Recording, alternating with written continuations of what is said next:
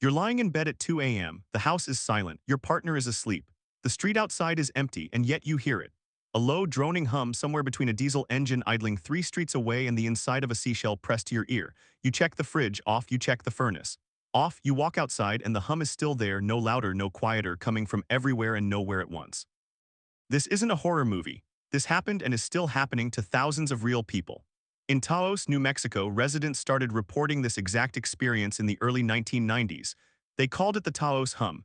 And for over 3 decades, nobody has been able to prove what it is, where it comes from, or why only some people can hear it at all. Here's where it gets stranger. Only about 2% of people in any given hearing population report detecting it. That means in a room of 50 people, one of them might be tortured by a sound the other 49 can't perceive at all. Imagine that. Imagine insisting night after night that something is there while everyone around you looks at you like you've lost your mind. That's exactly what happened to the residents of Taos.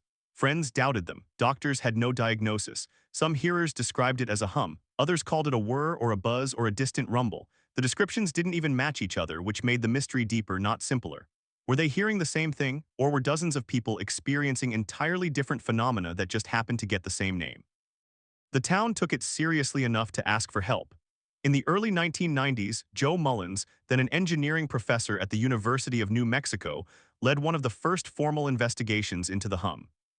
His team surveyed thousands of residents and identified roughly 160 hearers out of 8,000 people surveyed. That's where the now famous 2% figure comes from, but surveying people who claim to hear something is the easy part. Proving the sound exists outside their own heads is the hard part. So the investigation escalated. This wasn't a handful of curious scientists with a microphone. Los Alamos National Laboratory, Sandia National Laboratories, the Phillips Air Force Laboratory, and the University of New Mexico all joined forces. Physicists, acousticians, engineers, they brought spectrum analyzers, geophones, seismographs, electromagnetic sensors. For months, they treated this small New Mexico town like a crime scene, hunting for a sound that supposedly didn't want to be found. And what did they discover? Almost nothing and everything at the same time. They found strange acoustic reflections bouncing off the surrounding mesas. They found wind patterns capable of producing standing waves, the same physics that makes a wine glass hum when you run a wet finger around its rim.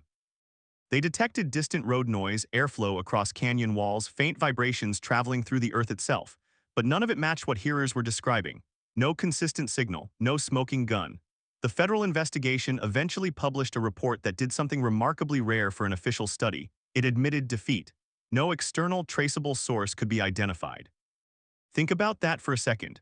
The combined power of multiple national laboratories, military-grade equipment, and trained physicists could not capture a sound that ordinary citizens swore was loud enough to keep them awake at night. So where does that leave us? Two possibilities. Either the source is real but so faint, so unusual, or so localized that even sophisticated instruments can't isolate it from background noise.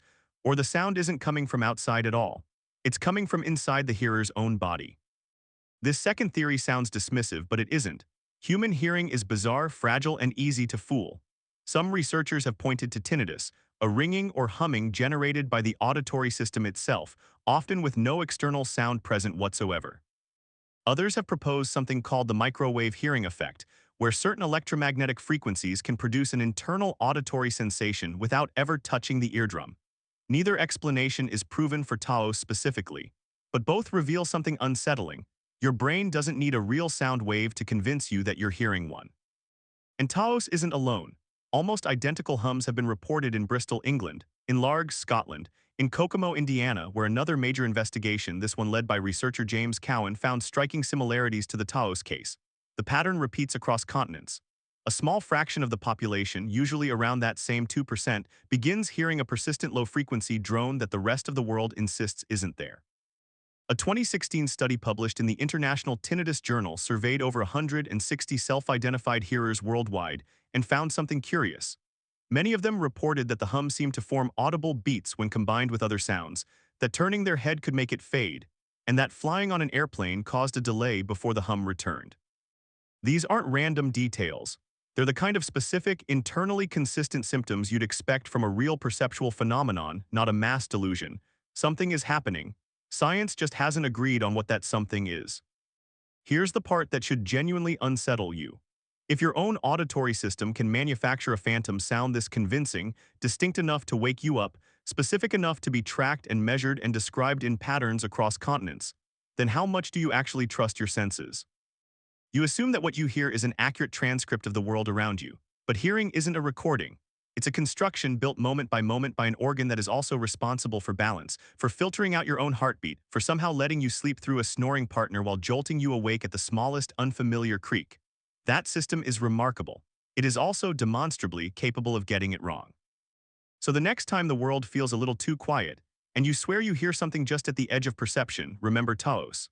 Remember that thousands of ordinary people, with nothing to gain from lying, have reported the exact same impossible sound. Remember that some of the most well-funded scientific institutions on the planet searched for it and walked away empty-handed. Maybe the hum is out there, waiting for the right instrument to finally catch it. Or maybe the most haunting mystery isn't out in the world at all. Maybe it's sitting quietly inside your own skull, waiting for the lights to go out and the world to go silent enough for you to finally hear it too.